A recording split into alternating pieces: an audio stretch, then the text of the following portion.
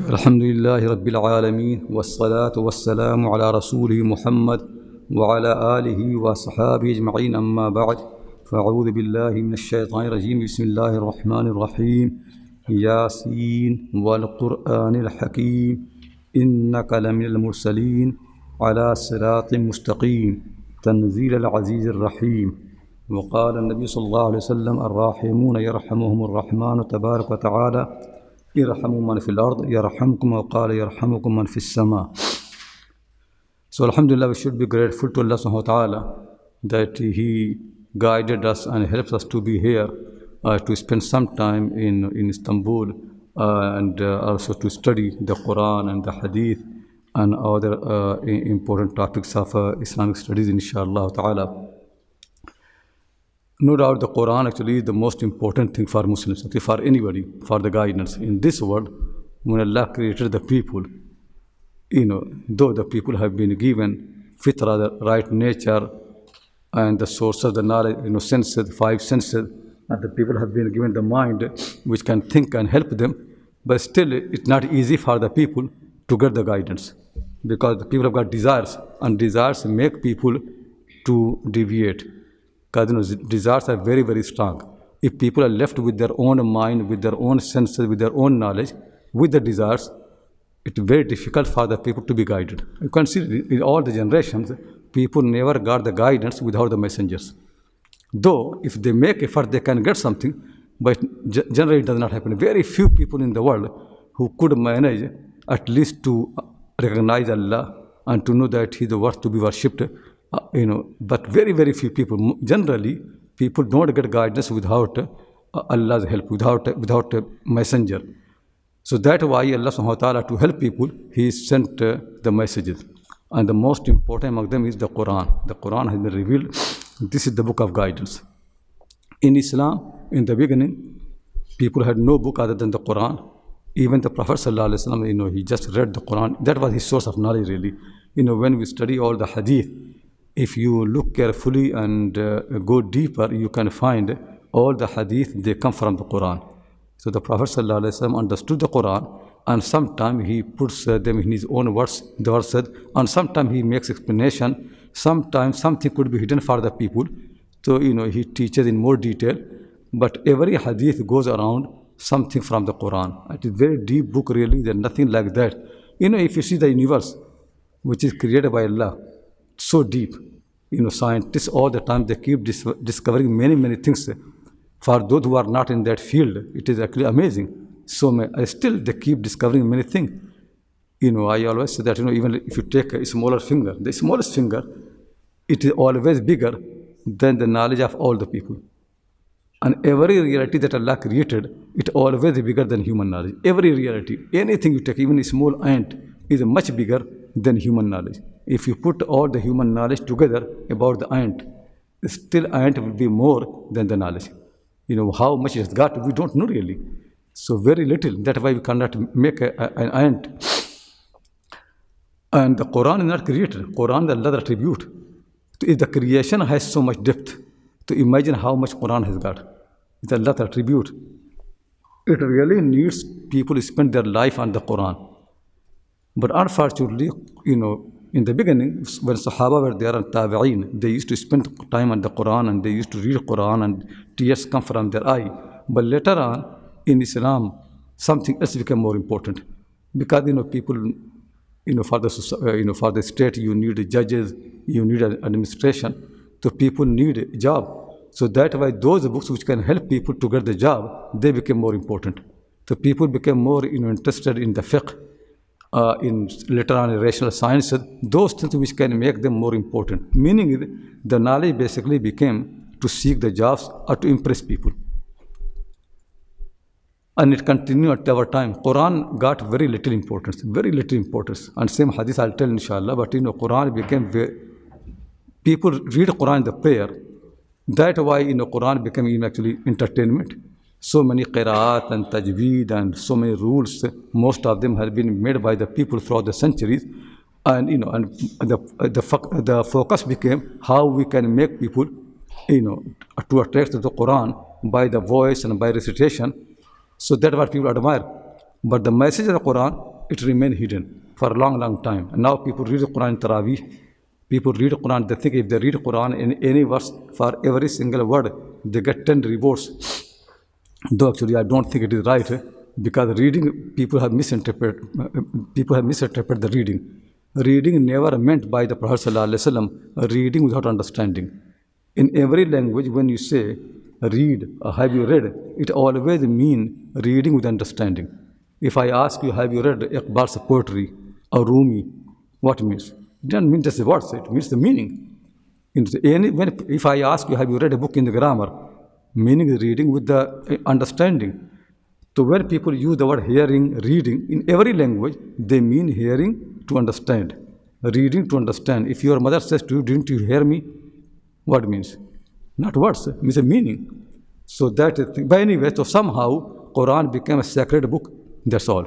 And what's the function of the Quran is, that's lost. Saying the Prophet ﷺ becomes sacred, but the function is finished. It happened with the Quran. It is a very, very deep book really. And people cannot get guidance without the Quran. So what happens is, people got the fiqh, but not the guidance. You can improve your life to the fiqh, but nothing will be inside. You don't get any reward. What fiqh can do, fiqh can teach you some rules. But guidance is not rules. The guidance is something much more deep, much more deep. So this is another problem, for Jews. That's what happened with the Jews really. Very similar thing. In Judaism, what matters is to follow the rules and laws. Actually, you can interpret it as you like. Where they say, once God has sent the message, after that God has no right to interpret. That's actually what they say. Jews say God has no right to interpret. Us, we have to interpret. And if we can actually fix the meaning of the rules. So, for example, they have their festival, Passover, which they cannot eat certain things.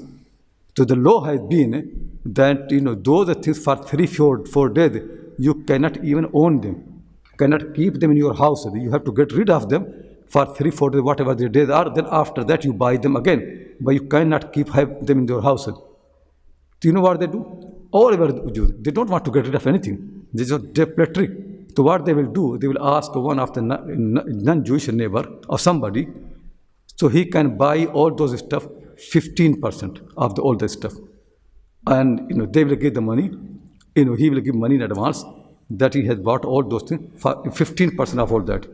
When the festival is over, then they will say to that neighbor, if you want to buy the rest of that, then you have to pay 100,000 pounds. Very huge money. Nobody can pay. Otherwise, return back our deposit. The money. We return back to your money. And that's what they do. This going on. Tricks are so much. Actually, in Islam also happened. One of the Indian Shaykh al-Islam, Shaykh Abdullah Sultan Puri, he was Shaykh al-Islam in the reign of Akbar, the great king. Huge money, because so much money, so much gift, and so huge salary. But he does not want to pay zakat. So before the end of the year, one day before the year ends, he would give all his money, all things to his wife as a gift. So he can't pay zakat. She will keep it until the end of the year. Just one day before the year, she would return back all that to her husband as a gift. So nobody pays zakat. So you could have fiqh, but not the guidance. And actually you can see in many madhahib, there are so many tricks people play. Even if people don't have tricks, it's still not guidance. It could be possible that people follow the fiqh 100% and they are munafiq, hypocrite. It could be possible that people follow aqidah 100%, still they are munafiq, hypocrite. They are not believers. To be a believer, to be a mu'min and Muslim depends on this book. Guidance is only this book. This book does not teach you rules and laws. Very little laws. Just example I always explain to the people. If you ask your family to be nice, you're never going to tell them 10, 20 rules. What means to be nice, everybody knows. And when they don't understand, you explain to them. And then, correct them. Sometimes some rules, a little bit. But generally, people know what being nice means. If you read this book, that's what it says. Ahsinu, do good. Ittaqu, fear Allah. All the time the book actually teaches those things which already in the meaning is in your nature, fitra. Quran does not put rules for you. Very little rules, for example, inheritance law. So, for example, if you take the prayer, salah, if you read the books of the fiqh, so they will teach you, like in Hanafi madhab, difference of opinion, 5 or 6 fard are the prayers, 5 or 6 fard, so many wajib, and then so many sunnahs, and so many mustahab. I can't do actually, Nur Lidah, the sunnah, in prayer are 52. The 52 sunnah, so many mustahab, all those things. So fard, wajib, sunnah, mustahab. If you read the Quran, you don't get it. The most important thing that the Quran teaches you, the salah. Isn't it like that? The most important that Allah subhanahu wa ta'ala all the time keep teaching you, aqimus salah, all the time. But Quran never tells you how many fard, how many wajib, how many sunnah, how many mustahab. Yes, just think really. Because the thing is, what Quran teaches you, if you understand that, your prayer will be right. But people don't want, people want a list of the things. So somebody gives them list, these are the list, you just tick, and then you're done. So you come to the hospital and you find a nurse and she asks questions and she ticks. That's not a cure. It's not going to cure you anything. Ticking the boxes is not religion. So you think, oh, I have done 5 fard, all these wajib, sunnah, now my prayer is fine. Nothing is fine really. If you do all those fard and wajib and sunnah, mustahab, still your prayer not necessarily going to be accepted. Because that's not the prayer. The prayer is what the Quran says. Quran says, قَدْ أَفْلَحَ الْمُؤْمِنُونَ الَّذِينَ هُمْ فِي صَلَاتِهِمْ خَاشِعُونَ خُشُوعٌ. Or Quran says, قُومُوا لِلَّهِ قَانِتِينَ. Quran says, qiyam, ruku, sajda, reading the Quran. If you understand this properly and make effort to do qunut, your prayer will fine. And when you apply those things, everybody will differ. Some people will find more qunut when they put their hand on the chest. Some people find more qunut when they put the hand under the navel. Some people actually find more qunut when they leave the hands. So people pray differently. Because when they follow the Quran, they will not be the same thing. They will differ. Some people have this space between 2 feet, some people more space, some people less space. It will differ from the people. But what they will agree in the main prayer, the qunut, the khushu, that what they learned from the Prophet ﷺ. Otherwise, the companions did not learn the prayer because there are so many things that differ. The reason is they agree in the main thing. When they apply that, then in details they differ. Like for example, if I ask you, go and find a taxi for me, hire a taxi for me, nice, good. If I ask 10 people will bring 10 different taxis. It will differ in many details.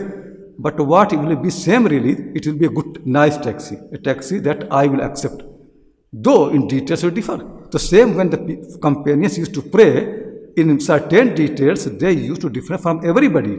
But with those details, still what they do really is acceptable to Allah subhanahu wa ta'ala. Because they really make effort to do qunut, to do khushu, to do all the things that Allah subhanahu wa ta'ala wants. With their heart, make effort. Even if they do mistake, Allah accepts that. That's how it has been. We people left qunut, khushu, Allah's command, and we started ticking the boxes. And we said this is religion. So fiqh became religion. Same aqidah becomes religion. We have got all these 10, 20 things. If you believe, you are a believer. And if on the day of when you die, you should tick all the boxes and you die as a believer. No. If you tick all the boxes when you die, still you are not a believer. Because belief is something different. It's not those aqidah details. We really did a crime when we abandoned this book.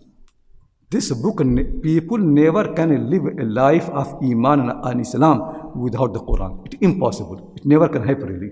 Same Sunnah of the Prophet ﷺ, I'll explain that later on, inshallah. But without the Quran, human books, human writings, they never can take place of the Quran. It's impossible. Nobody can do. Abu Hanifa never intended to provide a substitute for the Quran. Never intended. He himself used to read the Quran. Malik never did. Now we people think really, when you ask anybody, any fiqh issue, they will say, read Hidayah, Quduri, if it's a Hanafi, in Siraji. If you ask something else, read this book or that book. Nobody tells you read the Quran. Have you ever heard anybody saying, learn prayer from the Quran? No. Learn prayer from the human works. Think if the Quran cannot teach you how to pray, then basically it is not a book of guidance. Because that is the most important command in the Quran. To pray, and the Quran cannot teach you that. So then this is not a book of guidance. We should learn the prayer from the Quran. It is there, but it needs thinking. And why thinking? Because when you think, things become dearer to you. When you spend time and then you get it, it becomes very precious to you. If you learn the prayer from the Quran, that prayer will be precious. You love that really. That's why right way of curriculum really is people should learn the Quran first properly detailed. Then something, maybe they don't understand, they seek help of the people who are more knowledgeable. But there are many, many details you can learn from the Quran. The Quran teaches the main thing. So this thing, I would emphasize for myself, for everybody, make the Quran as your main book. Spend most time on the Quran because that is the book of God. If Allah does not guide people, who can guide? If Allah cannot write any, He said this book is clear book, and we said not clear. Quran keeps saying al-kitab al-mubin, bilisanin arabiyyin mubin, clear language. It does not make any sense that you make Quran complicated and then command people to follow the Quran. Do you think Allah revealed the book to people write tafsir? That's what His intention has been. He can't make His book clear. Does He need a human effort to tell people what He means? He cannot explain what He means. It is very, very clear book really. If you spend time, you don't need any tafsir. It is so clear book, you can. But what happens is, you spend time. Read once, many things will be clear. Second reading, more things will be clear. Third reading, even more things will be clear. But you need to think and understand really. And taqwa, fear of Allah, day of judgment, all those things will make your correct your mind. You cannot go astray. You will always be fearing that I should not misinterpret. I should really follow the Quran properly. This is my guidance. It will help you. But no, we don't want to seek help from the Quran. We want to seek help from any human work. So the first thing really is, we really, as Quran complains, that people have made the Quran behind their back. We abandoned Quran. Muslims and non-Muslims both are the same thing. When a non-Muslim wants to learn Quran, Islam, we give him human book. We don't think really the Quran can guide him. And what the Prophet ﷺ, whenever he wanted to teach people Quran, he read to Walid al-Mughira, to Abu Jahl, to Abu Lahab, everybody, just Quran, nothing else. No human work, just Quran, and they are guided. Umar Khattab became Muslim by reading the Quran. That will happen. But we think what important is human work. So first thing, keep in mind really that this book is very, very important. This is the guidance. Guidance does not exist in the world except in the Quran. Simple matter. No human work can have guidance. If you want to be guided, the way is Quran. And meaning guidance is not what you think. Guidance never means rules and laws. This is a very bad understanding really. Rules and laws are basically very little thing. They don't help. Guidance is something else really. This your sense, your thinking, your fear that I must be on the right path. Like I mentioned to you, when I said to you, be nice. Be nice, this word connects you to your fitrah, to your mind. Your fitrah will tell what nice means. Your mind will explain to you what nice means. And sometimes you do mistake, then you can correct yourself. Nice never means follow 10 rules. It never means really. But people unnecessarily, because they want to be lazy. So they want somebody come, Abu Hanifa or Malik or Shafi, tell them, I don't know how to pray nicely, qunut. Tell me what qunut means. Tell me 10 rules. So Imam Hanifa says, when you're praying, don't talk to anybody, don't smile, don't move your hands so much and this thing and that thing. He will say something like that. It is just really some part of the meaning. It could be possible that you do all that, still you don't have qunut. Because qunut is more from the heart, from the mind. Your mind should concentrate. It's not that you don't speak. That is why actually the Prophet could accept the prayer of the people who have qunut in the mind, the heart. But sometimes they spoke. Sometimes they said salam. Sometimes there's something else. Still prayer is fine. Even the Prophet himself actually in the prayer he spoke. And fine, because he had qunut. But to us qunut means not to speak. So if somebody speaks in the prayer, invalid. Though actually this person never concentrated on anything anyway. That's how it happened really is. We think in the month of Ramadan, if somebody breaks the fast intentionally, he has to pay kafara and this and that. Somebody did in the time of Prophet ﷺ. Then at the end, what happens is, he did not have any money. The Prophet gave him some dates and he said, there's no family poorer than my house. He said, eat yourself. He did kanaim and now he's going to benefit from that. He's going to eat all that. Why he accepted that? Because the purpose of the kafara was this repentance. This regret, nadam. This person already has got, he said, halaktu, I killed myself and killed my family. The Prophet knows really this person repented. Now, this kafara things are secondary matter. But to us, actually, what matters kafara, not repentance. So we emphasize on those matters. When you read the Quran, your mind will change really. It will not be the mind of faqih. It will not be mind of aqidah. It will be different mind. A Quran will make your mind that anybody who comes to Allah's path, we have to make it easier. When you read aqidah, what you think of this person does not say exactly what aqidah tahawiyah says. He must be kafir. He must be mushrik. He must be muftadeh. He must be fasiq. That's why the measurement became aqidah tahawiyah. When you read the Quran, it's a different book really. In the day of judgment, Allah will ask Isa alayhi salam, "O Isa, son of Mary, did you ask people to worship you and your mother, leaving me?" He said, "Oh my Lord, I never said that like that. And if I had said, you had known. I always have been asking them to worship you alone. I never said like that. If you punish them, they are your slaves. You can punish them. And if you forgive them, فَإِنَّكَ أَنْتَ الْعَزِيزُ الْحَكِيمُ, you are all powerful wise." You see, on the day of judgment, people who died with the shirk, still Isa alayhi salam is making shafa'ah, intercession, if Allah can forgive them. And that shafa'ah is mentioned in the Quran. It is directly, it said, "Oh Allah," in Surah Al-Ma'idah, if you read this verse, it is an amazing verse in Surah Al-Ma'idah. No mutakallim and no faqih will say something like that. وَإِذْ قَالَ اللَّهُ يَا عِيسَى ابْنَ مَرْيَمَ أَأَنْتَ قُلْتَ لِلنَّاسِ اتَّخِذُونِي وَأُمِّيَ إِلَٰهَيْنِ مِن دُونِ اللَّهِ. Allah will ask him, "Did you say to the people?" قَالَ سُبْحَانَكَ مَا يَكُونُ لِي أَنْ أَقُولَ مَا لَيْسَ لِي بِحَقٍّ إِنْ كُنْتُ قُلْتُهُ فَقَدْ عَلِمْتَ تَعْلَمُ مَا فِي نَفْسِي وَلَا أَعْلَمُ مَا فِي نَفْسِكَ إِنَّكَ أَنْتَ عَلَّامُ الْغُيُوبِ مَا قُلْتُ لَهُمْ إِلَّا مَا أَمَرْتَنِي بِهِ أَنْ اعْبُدُوا اللَّهَ رَبِّي وَرَبَّكُمْ. I only asked them what you commanded me, that worship my Lord and your Lord. وَكُنْتُ عَلَيْهِمْ شَهِيدًا مَا دُمْتُ فِيهِمْ. And as long as I was there, I witnessed that.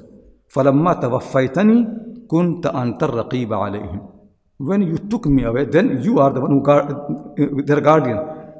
And then he said, "إِن تُعَذِّبْهُمْ فَإِنَّهُمْ عِبَادُكَ." If you punish them, they are your slaves. You are master. You can do what you like. And then وَإِن تَغْفِرْ لَهُمْ فَإِنَّكَ أَنْتَ الْعَزِيزُ الْحَكِيمُ. And if you forgive them, you are Aziz and all powerful, all wise. He's asking about who?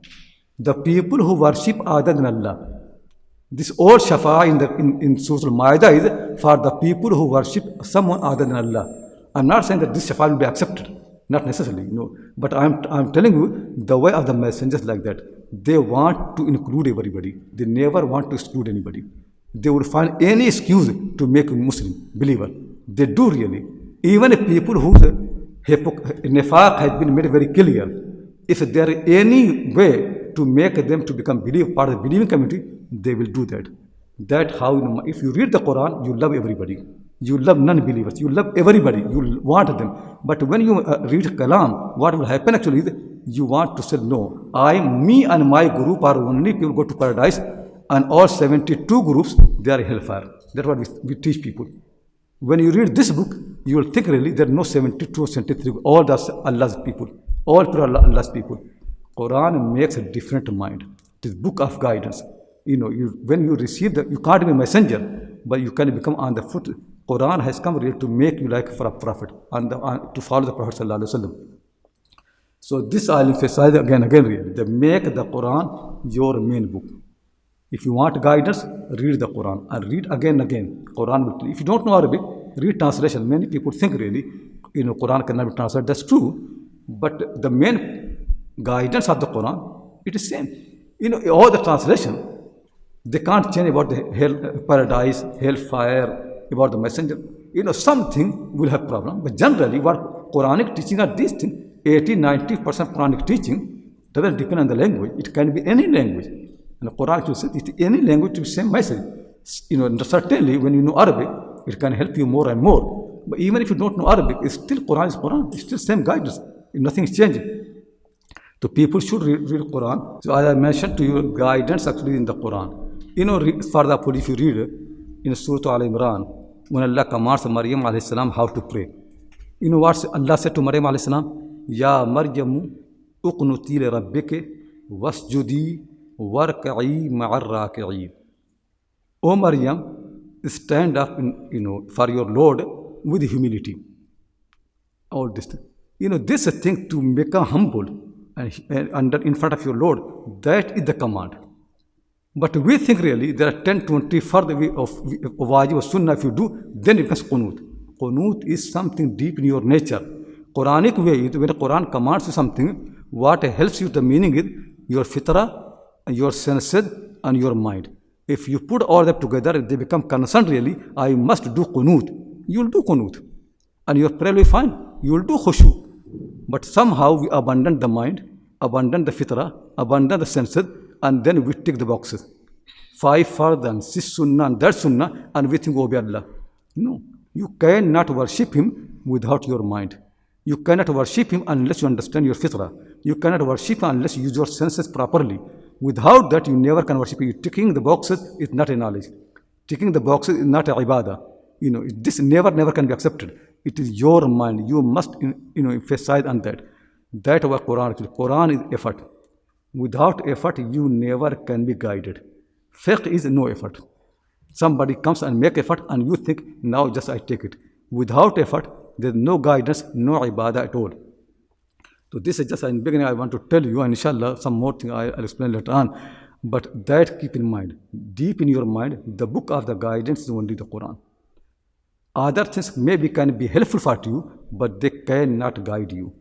So now the Quran in this surah, Surah Yasin. One thing you find the Quran actually, Allah subhanahu wa ta'ala says, every single thing that He created them in the pairs. Man, woman, male, female. You can see it. Even actually in those things which we don't know, there are pair. The things are in the pair in every single creation. Same thing in the Quran, there are pairs.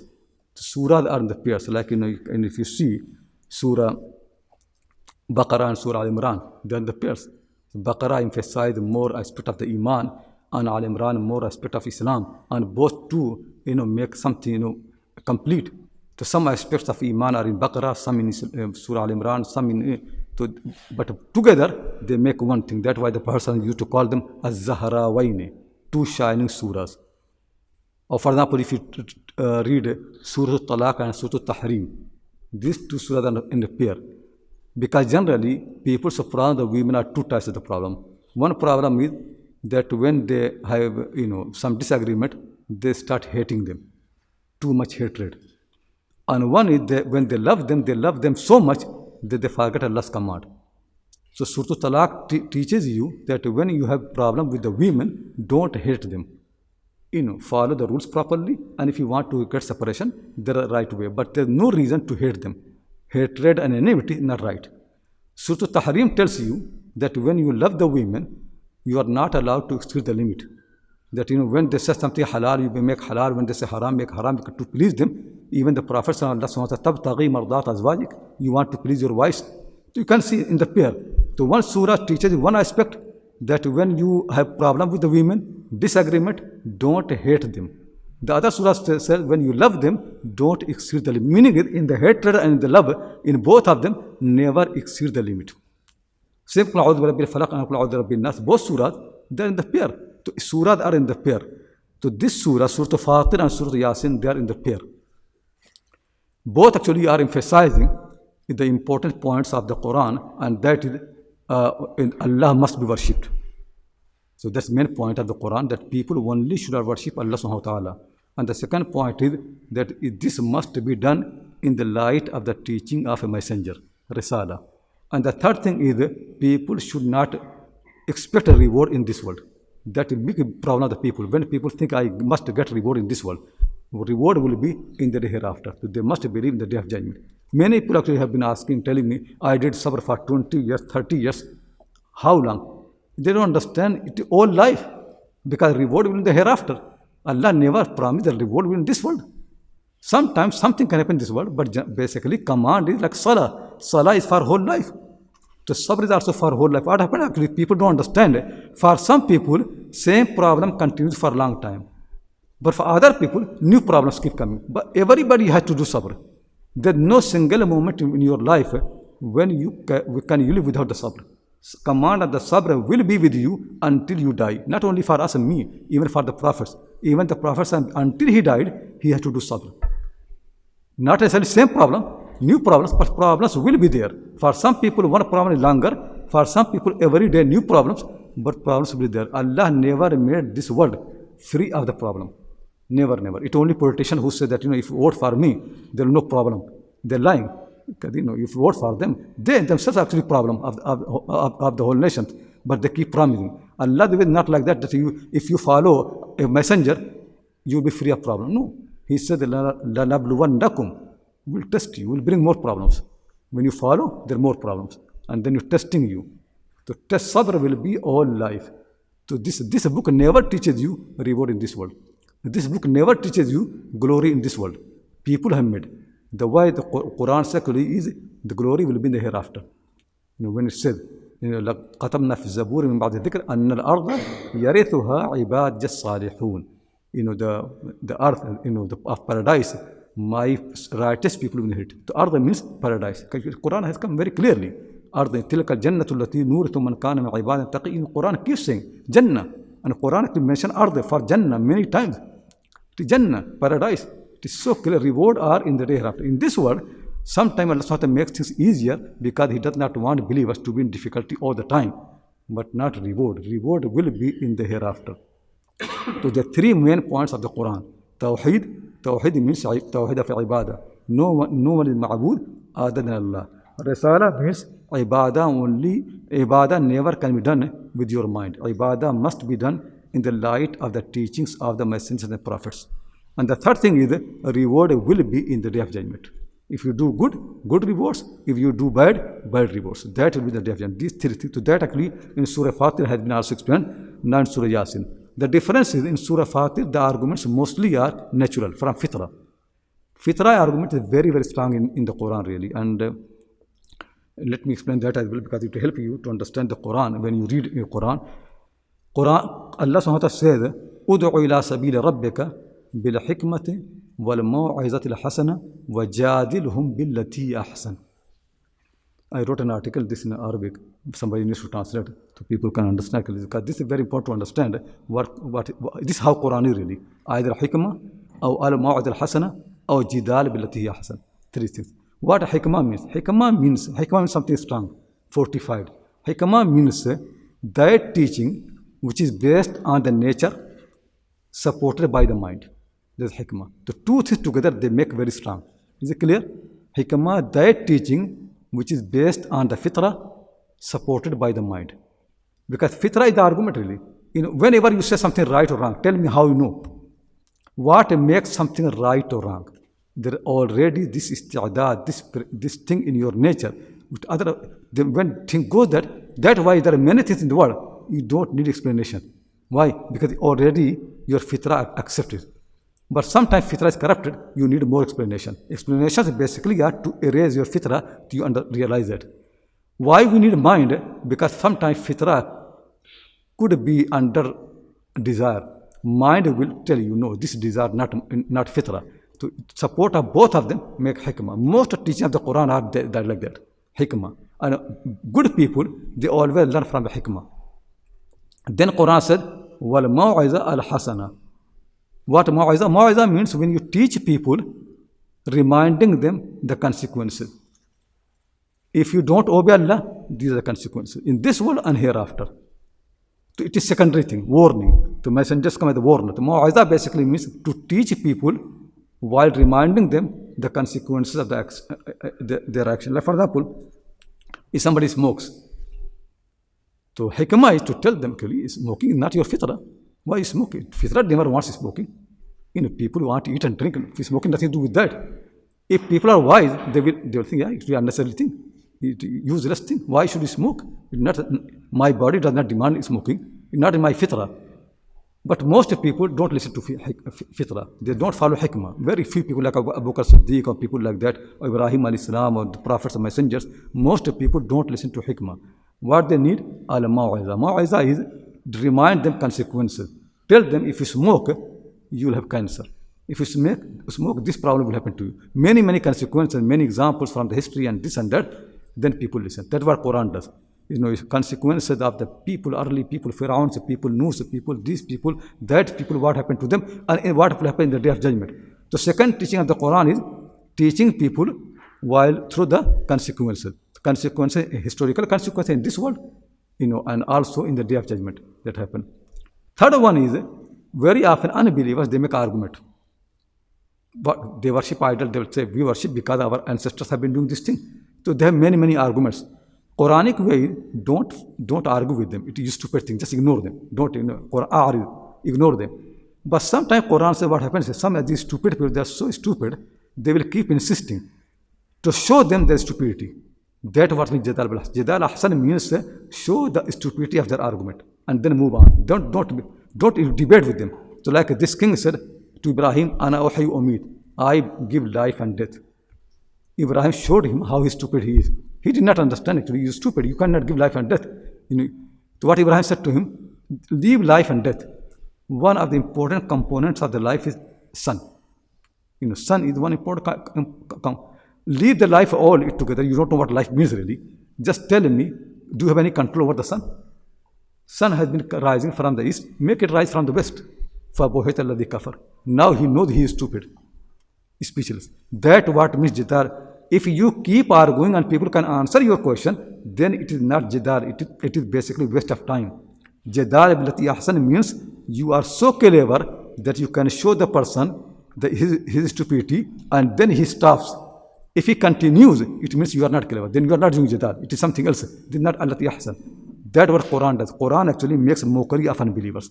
So when Quran does jidal, Quran brings those things from their arguments which can show how stupid they are. How argument is so weak. If you can do that, then it's fine. If you cannot do that, then ignore and move on. Discussion after discussion actually waste of time, and then everybody wants to win. That never Quran teaches. Is it clear? So the debate that happening now, all the preachers doing debate, it all non-Islamic. Like in London, people get in Hyde Park and debate and this and that, and they think they're preaching Islam. Not preaching Islam really. If somebody more clever than you easily can defeat you. Anybody can defeat. That's why people accept Islam. Then they find someone who's better in argument. They leave Islam. Because these arguments, then anybody can actually, basically rational arguments are more like physical, fighting. Like you can see in cricket, sometimes India wins, sometimes Pakistan wins. So do you think when India wins, India is more right? Now you follow Indian religion, and when Pakistan wins, you follow Pakistan religion? No. Somebody came to Malik, he said, I want to debate you. So Malik said, if you debate me, if I win, what will happen? He said, then I'll follow you. Malik said, if you win, he said, then you follow me. Malik said, if a third person comes and he defeats both of us, so who should we follow? He said, follow the third person. So Malik said, don't you know really? The Prophet brought one religion, and I can see you moving from one to the other. To third. That's what rational arguments basically, it only means who are more clever. That's what it means. It never, because unless you make your argument based on the fitrah, there is no end really. People forget that even reason needs reasoning. Rational arguments are not the end of the matter. When you say this is a rational argument, somebody can say, but how it makes sense? If somebody says, A must mean C. Why? Because if A equals B, B equals C, A must equal C. So it's such a clever argument. Yeah, if A equals B, B equals C, A must equal C. But somebody can say, okay, that's fine. But explain to me how A equals B. Then tell me what you're going to do. It all the thing really that A equals C is based on A equaling B. But if somebody does not believe that A equals B, then what are you going to do? Tell me. Then you again make 3 sentences. Then he will come again to the first sentence. How prove that one? Tell me, is there any way you can prove anything? That way the difference among the philosophers is more than among any people. They are the one who know no rational argument. Still they don't agree. Still they don't follow. They are not convinced. Because the rational arguments, if they are not based on the fitrah, they never can convince anybody. Anyway, the Quranic arguments are hikmah, based on the fitrah and reasoning, proper reasoning. And second thing is ma'waza, teaching people through the consequences. And the third one is jadal billati hiya ahsan. Jadal billati hiya ahsan means show the person that how stupid his argument is. And then move. If you can't do that, then best thing is a'rid, ignore them and move on. tawalla. Quran keeps many words, dharhum, leave them. Don't involve with them. Musa alayhi salam, everybody, all the prophets have been doing. So now, in Surah Fatir, argument mostly is based on the fitrah. It's very beginning, really, and the things around. In Surah Yasin, most arguments are based on the mawaiza. It means the consequences that happened to the early nation. At the end, some things have come on the fitrah as well, and also something for the universe. Generally, this surah is the most, basically you can see both surah together, they make something one. So both types of arguments are there. So the surah starts with the, Yasin. These are called al-huruf al-muqatta'at, meaning they are, in Arabic language, you join the letters to make a word. But these letters, they are never joined. So you can't join ya and sin and you say it means yes, it is yes, no. Like when you write mim, ha, mim, dal, it becomes Muhammad. But you don't say mim, ha, mim, dal. You say Muhammad. But these letters, you don't join them. Alif, lam, mim. You don't say alam. So similarly, kaf, ha, ya, ayn, sad. You don't join them. You read all of them separately. Muqatta'at means cutting. Each letter is independent. They are not connected. So these are Yasin. This way of expression has been normal in Arabic language. So there are in poetic verses, Arabs used to use these letters. So they're normal. That's why when it was revealed in the Quran, no Arab found something unusual. Nobody made any objection that why Quran used words which we don't understand. It is part of their knowledge. They knew really. But somehow in Islam, we lost the real meaning. But one meaning is there anyway. These are the names of those surahs. And sometimes there are something which hint really why it like for something. Because what happens is, in the past when people started writing, how the people invented, writing, the letters. Letters used to be in the shape of something. Like in Chinese letter, you can see like in the shape. The same Arabic letters, they used to be like alif used to be in the shape of head of the cow or something like that. Noon used to be in the shape of fish. So some letters still remain the same shape. So noon is still written like a fish. That's why Surah Qalam, its name is Noon wal Qalam, because in that surah, the messenger of the fish has been mentioned. La takun ka sahib al-hut. So you can say noon and fish, both are there. So in some surahs, still we can see really the connection. But anyway, not all of them are known. This is the theory of Maulana Farahi, that these letters, they must be representing the original shape of those letters and meaningful from there. But we have lost many of them, so we don't know really. But he still has many effort to explain some of them. So this is one of the meaning of these letters that Maulana Farahi explained. Otherwise, there are so many people say, like some people say Yasin means Ya Ayyuhal Insan. But there is no proof of that. When you say Yasin, means how you say Yasin means, do Arab actually ever use the word seen to mean insan? We don't have any proof for that. Language are based what is transmitted from early people. Nobody said seen means insan. So you just basically guessing because you think insan has got seen and Yasin has got seen, so it must be insan. Just make anything. But somebody can make another word, where seen has come. Still we find. So the best thing is we leave it. We don't know. And it does not harm, because some of these things which are like in this universe, there are many things we don't understand. But still we can benefit the world. Still we can live here. Still we can eat and drink. And same Quran, if you don't understand some part of the Quran, still guidance will be there. Wal Quranil Hakim. The wow is for qasam. So Quranic qasam always have been a problem for many people. What they mean really. So one of the good theory that came is from Maulana Farahi. He wrote his book, Im'an fi Aqsamil Quran. It's a small book, but very good. It explains properly the qasam in the Quran is like qasam of early Arab people. Arab people used to use qasam for the meaning of istishhad. So when they have qasam means this thing, witness this thing. So for wal asr innal insana lafi khusr. The time witnesses that mankind always has been loser. Look in the history of the mankind, time. Fir'aun, Haman, Qarun, people of Nuh. So time is a witness, asr. Time is a witness that mankind always have been loser, except people who have got these qualities. Our Quran says, Wal qalam wa ma yashkurun ma anta bi ni'mati rabbika bi majnoon. By the pen and whatever they write with the pen, both of them witness that you are not a mad person. Arab said that Muhammad is a mad person. Quran said, if you know reading and writing, you will know really this book never can come from a mad person. The pen and what is written by the pen, both witness that Muhammad cannot be a mad person, never can bring Quran. It's impossible. He cannot have a revelation like that. It never can happen something like that.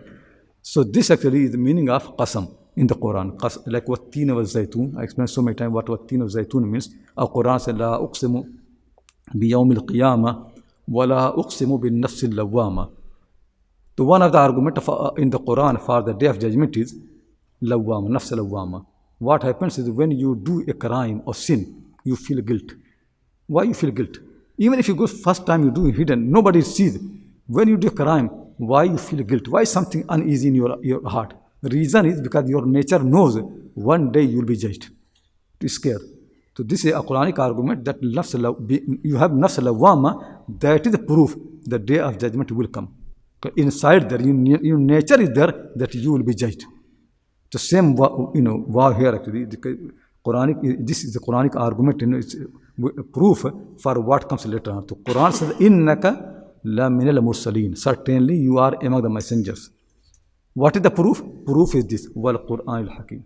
Quran Hakim is the proof that you are the messenger. What Hakim means? As I mentioned, Hakim is the attribute of Allah Himself in the Quran. So Allah subhanahu wa ta'ala Hakim means whatever He said or whatever He does, it is so strong and so, no mind, no nature, nobody can, go against it. So, the Hakim is the attribute of Allah subhanahu wa ta'ala. Hakim is the attribute of this book as well. Whatever this book teaches really, just go and think. That's what your nature says. That's what a mindset must be anyway. The book says that Allah is the one who did all the favor. Thank Him. Doesn't really nature say when you people do favor to you, thank them? Doesn't mind also say you need to thank people? So much favor, worship Him. Minds, Quran said, don't cheat, be honest, don't lie, be good, fear Allah. All those in the Quran teaches. Look really, just sit. That's what nature says, that's fitrah says, and that's what His mind says. There's no single teaching in the Quran which goes against fitrah. There's no single teaching of the Quran which goes against the mind. Mind and fitrah both support every single thing in the Quran. Book being like that is a proof that you must be among the messenger. Because no human book can be like that. Human book will be like this way.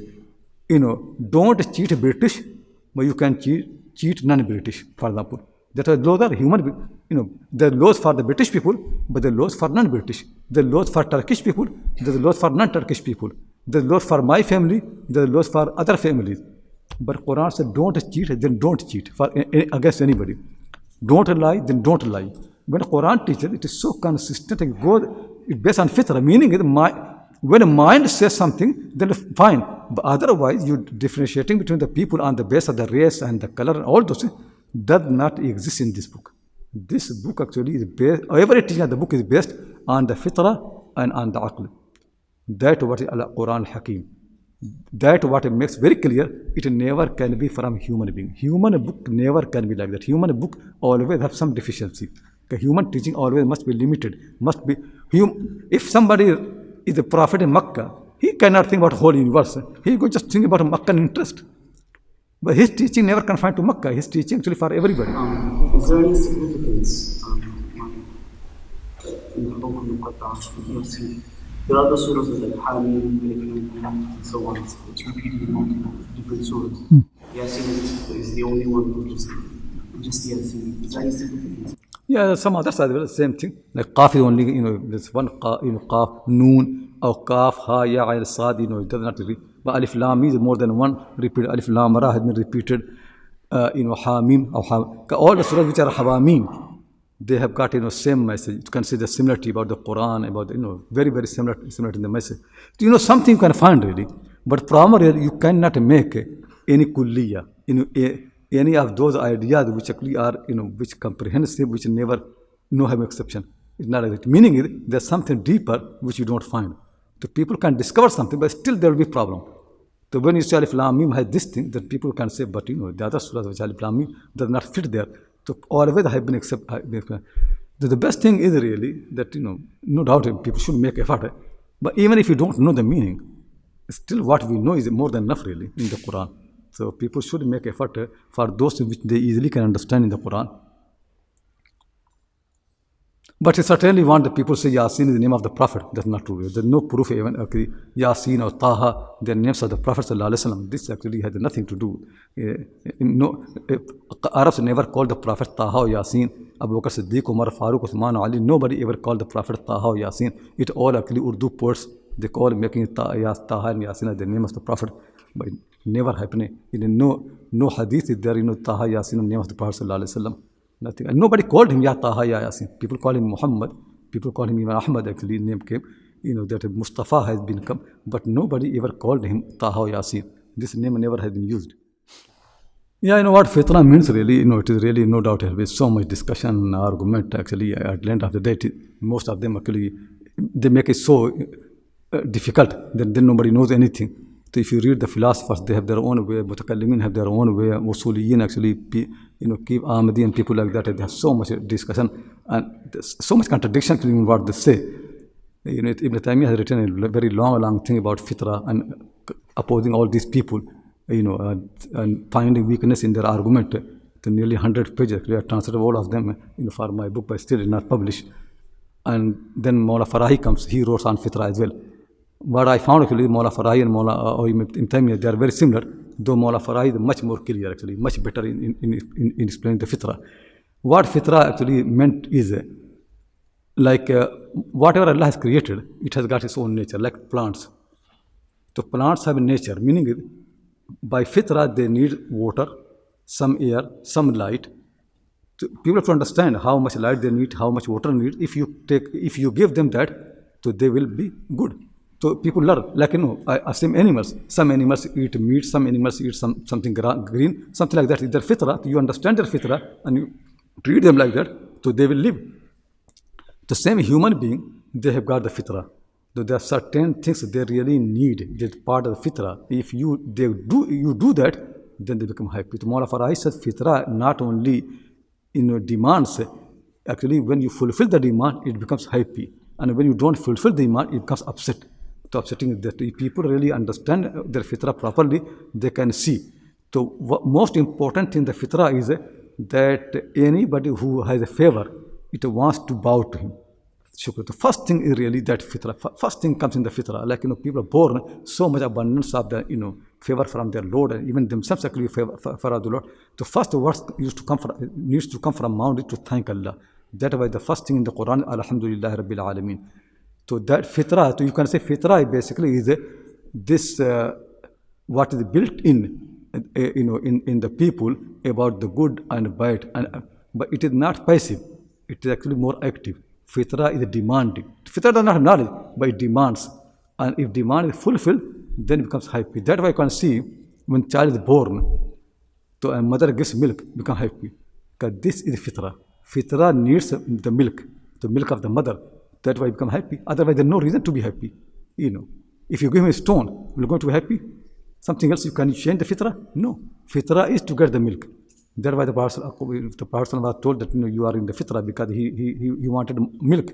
So milk is the fitra. If people sit together, they can understand it. I always say to the people, for example, when you are hungry, just think really what my fitra is.